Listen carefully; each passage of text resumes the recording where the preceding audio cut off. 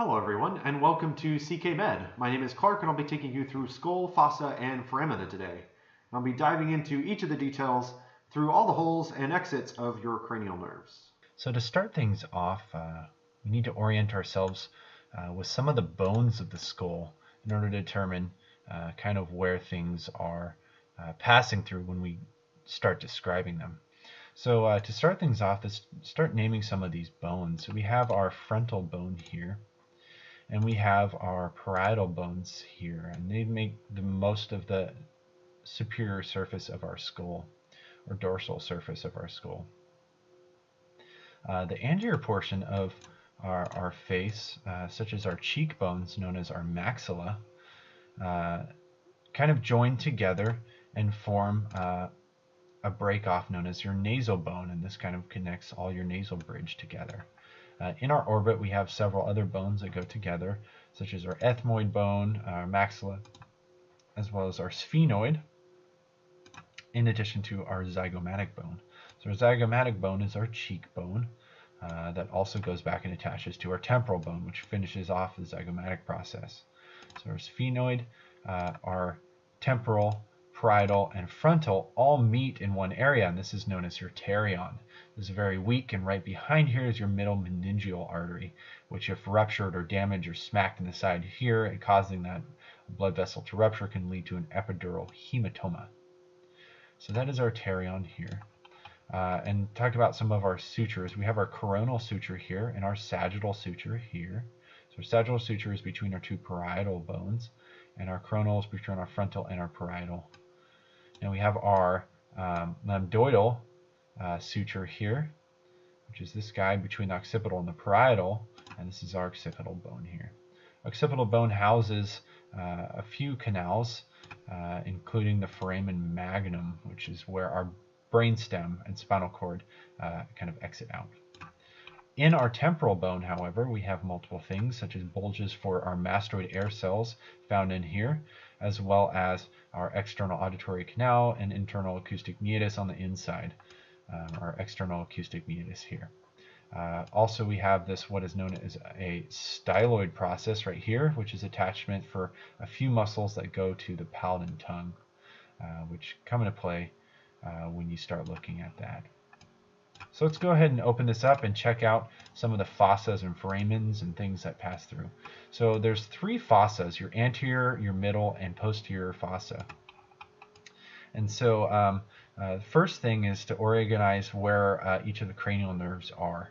So at least for the anterior fossa, this is very easy, is this guy right up here. So it's housed by the ethmoid bone and your frontal bone, and a little bit of your sphenoid bone houses this frontal fossa, which is just this area, kind of valley, where this goes through. And one of the cranial nerves, and the only one that actually is in the anterior fossa, is going to be your olfactory nerve. And this passes through the ethmoid bone through this cribriform plate, separated by the crista galli, which is right here. Our middle cranial fossa is this guy here, these two on either side. This houses quite a bit of our nervous structures. So we need to start identifying some of the pieces that are here. So as we can see, this kind of yellow nerve right here, this is known as cranial nerve number 2, or optic nerve. This passes through its own little circular canal to the back of the eye, as we have labeled right here. This is known as the optic canal. So this is very simple. Definitely see our first anterior cranial fossa, and we can see these canals nice, wide, and open. That's going to be your optic canal. Now below this, we can see this kind of boomerang or V-shaped structure or hole, and this is known as a fissure. This is superior orbital fissure. Superior orbital fissure houses routes for a few things, quite a few things to pass through. So in our optic canal, it was our optic nerve, and our ophthalmic artery travels through the optic canal as well. And this goes to the back of the eye. But we also have all these extraocular movements done by muscles that surround the eye, and that's where all these nerves come into play. We also have sensory fibers that go through. So all the things that pass through the superior orbital fissure are going to be your cranial nerve number 3, 4, the first branch of 5, and cranial nerve 6. Those are all the things that pass through here. So Let's go ahead and go through this. So ocular motor is cranial nerve number 3. It comes off at the midbrain and pontine junction and goes out into through the superior orbital fissure to innervate several muscles: superior and inferior rectus, medial rectus, and inferior oblique muscles. Those 4 muscles are innervated by ocular motor. Also, this nerve carries parasympathetics. Parasympathetics for the purpose of your eye function, such as pupillary constriction, parasympathetics, as well as accommodation, so fattening up that lens that you have in your eye so you can see close. Cranial nerve number 4, which is the next guy, trochlear, it's strictly motor. And if you can remember sulfate, like from chemistry, SO4, it's going to be superior oblique SO, and for the 4th cranial nerve 4, trochlear. So SO4 is what trochlear does. Now next is going to be cranial nerve 5 in the first branch, the ophthalmic nerve. So ophthalmic nerve goes to this region out through the superior orbital fissure and controls sensory from the apex of the skull here all the way down to the nose. It doesn't do the sides of the nose, but it does the top and the tip of the nose, and then comes back around and does the sensory of all this area. It also does the sensory over your eyes and your cornea and such, so this is the afferent limb for the corneal reflex. This is your V1. Now, following that is going to be cranial nerve 6, or abducens. So if you can remember another molecule, LR6, I know there's not really elements for LR, but LR6 is going to be lateral rectus, and that's going to be your abducens, or cranial nerve number 6. And that allows your eye to move laterally.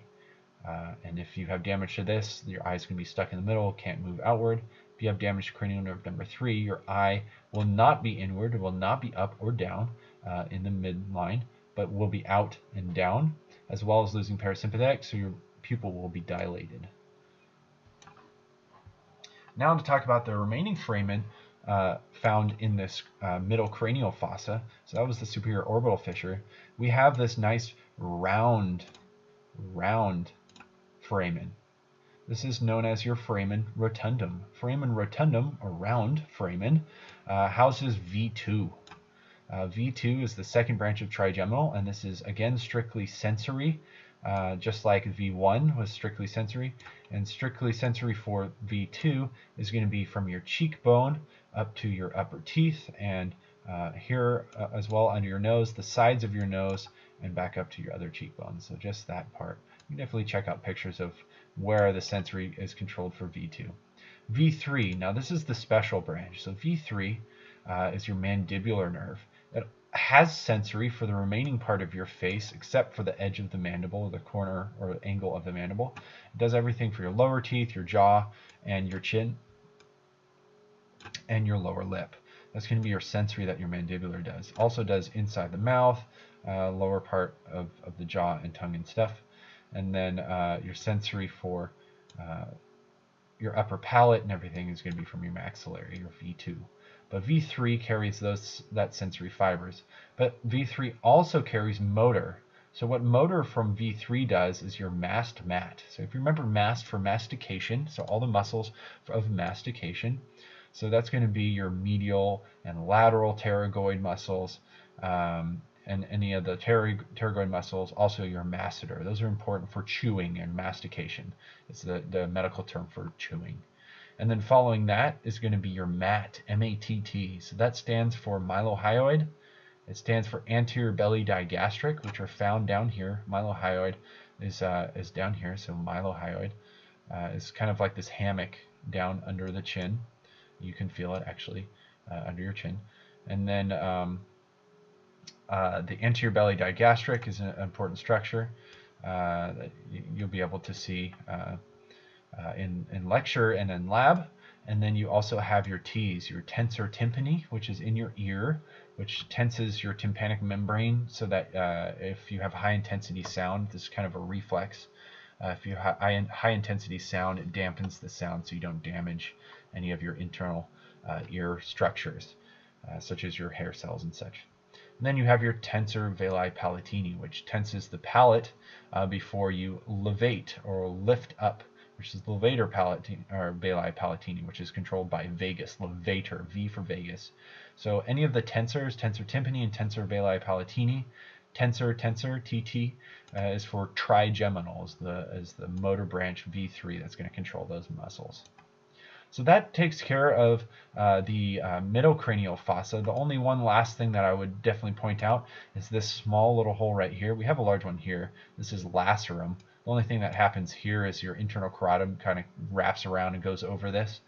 But this little tiny guy right here is your foramen spinosum. It's very tiny, very small blood vessel, comes up and runs right along this area which we described earlier, pterion. So this is where your middle meningeal artery passes through. So if someone is suspected of a epidural hematoma due to rupture of the middle meningeal artery, and it asks you where did this blood vessel come into the skull through, foramen spinosum is the answer for that.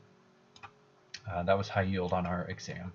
So next is going to be your posterior posterior cranial fossa. So this is housing of your cerebellum and all your cranial nerves that come off of the lower pontine medullary junction, and as well as your medulla. So that's going to be the remaining. So we talked about 1 through 6. So this is going to be your 7 through 12 that come off in this area. So now we're going to be talking about the posterior cranial fossa and some of the cranial nerves that pass through here. And this is going to be important for nerves 7 through 12, which is going to be your facial through hypoglossal. And some of the foramen that you're going to be discussing that these pass through are kind of linked to a few of these going together. So for 7 and 8, cranial nerve 7 and 8, which is going to be your facial and vestibular cochlear, these both exit out what is known as the internal acoustic meatus, which is found right here. They go into the kind of ear-ish bone canal, and they all kind of mingle around. Vestibular cochlear is going to go straight to the vestibule and the cochlea for the purpose of hearing and balance sensation and maintaining your balance. But then cranial nerve number 7, which is very important and high yield for anatomy exams as well as neuro exams, is going to break up into a few different things. So first it's going to break off and head as the greater protrosal towards the maxilla and go through into the pterygoid canal, which is going to be found in here. Once that does that, it's going to start hopping up onto some of the cranial nerve 5 branches in order to get up to the lacrimal gland up here for parasympathetic, so you can cry. That's where facial nerve 7 kind of goes through.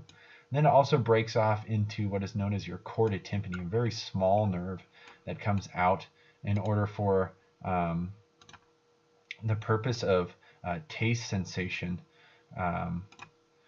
of the anterior 2/3 of your tongue. So it's going to be general or special sensory taste of the anterior parts, anterior 2/3 of your tongue. This follows along with your lingual nerve, which comes off of your trigeminal V3 branch, and that heads to your tongue, which does general sensory. And then the last branch of the facial nerve actually comes out right here, and this is known as your facial nerve. This is strictly facial nerve. This is motor branches that come through your parotid gland to innervate the muscles of facial expression. So you're going to have 5 branches. You're going to have your temporal branch, which comes up here to your temporal, or your ability to lift up your eyebrows or scrunch your forehead.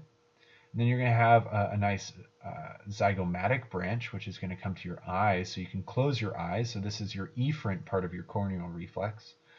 Afferent was trigeminal, touch sensation of your cornea, goes back, reflexes back through closing your eye and blinking.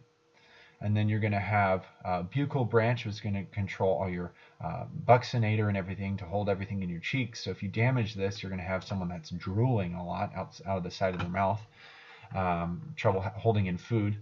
And then you have a couple other branches, your mandibular, which is going to come down here to control anything having to do with the lower facial expressions and your chin. And then your cervical, which comes down to your platysmus, so you can grimace. And that's really the motor of your facial nerves. That's cranial nerve number 7. And they 7 and 8, again, through your internal acoustic meatus. That's how they exit. The stylo mastoid foramen, so stylo Mastoid, Foramen, styloid process, the spike, mastoid air soils, and you have a foramen. So stylomastoid foramen is where your facial nerve comes out. It goes through your parotid gland. So if you damage your parotid gland, you can most likely damage that facial motor process and have what is known as Bell's palsy. Now, as far as further nerves, so that was 7 and 8. Now we have 9, 10, 11. 9, 10, 11 actually exit out of the same foramen or hole. This is known as your jugular foramen, which also passes along with the jugular vein. Jugular vein also exits out this foramen. So we have our spinal accessory, which is 11, our vagus, which is number 10, and number 9 is glossopharyngeal. So these three will pass through the jugular foramen and go throughout the neck and face. So vagus really will go down to your pharynx and control that, and send up some recurrent branches for your pharyngeal muscles. Glossopharyngeal is going to do sensory on the back of your oropharynx, as well as special sensory taste for the posterior third of your tongue, where we were talking about facial nerve 7 is going to do your special sensory of the anterior 2/3. The glossopharyngeal does the posterior third. And vagus does taste sensation on the epiglottis and down into the throat, which really doesn't really taste much, but that is a possibility as well. Cranial nerve 11 is strictly motor, and it controls your trapezius and your sternocleidomastoid. So trapezius allows you to shrug your shoulders and lift up your arm over your head, and then your sternocleidomastoid allows you to turn your head. So patients will have difficulty with that if they have damage at the jugular foramen, damaging this nerve or cutting this nerve specifically. Then remaining is going to be your hypoglossal nerve. So hypoglossal nerve actually exits out of the hypoglossal canal. It has its own little canal, which is this guy right here. You can kind of see it. It's kind of sort of difficult to see. But this is your hypoglossal nerve. And what this does is it goes to your glossus, or your tongue. And this controls all your intrinsic tongue muscles as well as your extrinsic. So intrinsic control the shape of your tongue, but extrinsic controls the movement of your tongue, your movement, either protrusion or lifting up and such like that. It controls all those muscles except one. There's one muscle that's controlled by your vagus, and it's known as your palatoglossus. So your palate and your tongue, you have a muscle that comes down to elevate your tongue to your palate. That's known as your palatoglossus, and that's innervated by your vagus nerve. So cranial nerve number 10. So all those guys are exiting out of the posterior cranial fossa. One remaining thing that's kind of weird in how they can describe your spinal accessory. For some reason, this app doesn't show it very well, but your spinal accessory nerve actually comes out of the spinal cord outside of this foramen magnum. And so just imagine it coming from right here. Let me draw this in. So just imagine that you have the spinal accessory starting here in the brainstem. So here's your brainstem, here's your spinal cord. It comes out of this part of the brainstem medulla, lower medulla, and ascends up through the foramen magnum. And remember, we talked about how this nerve actually exits the jugular foramen. So what it does is it goes up through the foramen magnum, slides along until it finds that jugular foramen, then comes out. It doesn't actually come out here. That'd be too easy. But this is one that ascends up through the foramen magnum and then exits out that jugular foramen. So keep that in mind if they go to describe that and then ask you what symptoms, if you were to damage this foramen magnum, what symptoms as far as cranial nerves go could be damaged, and it's going to be something like a patient can't shrug their shoulders or turn their head, or if they've specifically asked what's the nerve, it's going to be spinal accessory nerve. So that's going to be your cranial nerves and foramens and fossas that are associated with the skull. Hopefully this was helpful. If you have any questions, check out our Facebook page and post them there, or you can actually post them under the YouTube videos as well. I might be able to answer them on there. Hopefully this is helpful. Don't forget to subscribe and enjoy all our other videos that go into a little bit more detail with specifics of these cranial nerves. MedSchoolTutors! You're at SGU and you're thinking about Step 1. There are so many resources and so many opinions. How do you know which path to take? You've worked so hard and you deserve to match into the specialty of your dreams. MedSchoolTutors has helped nearly 1,000 SGU students get their best scores on their CBSE and USMLEs through highly personalized one-on-one tutoring and individualized advice. Our SGU students see average Step 1 score increases of over 30 points when working with us, scores that are their tickets to competitive residency spots around the country. Schedule your free phone consult today to be matched with your tutor. MedSchoolTutors. Get where you want to go.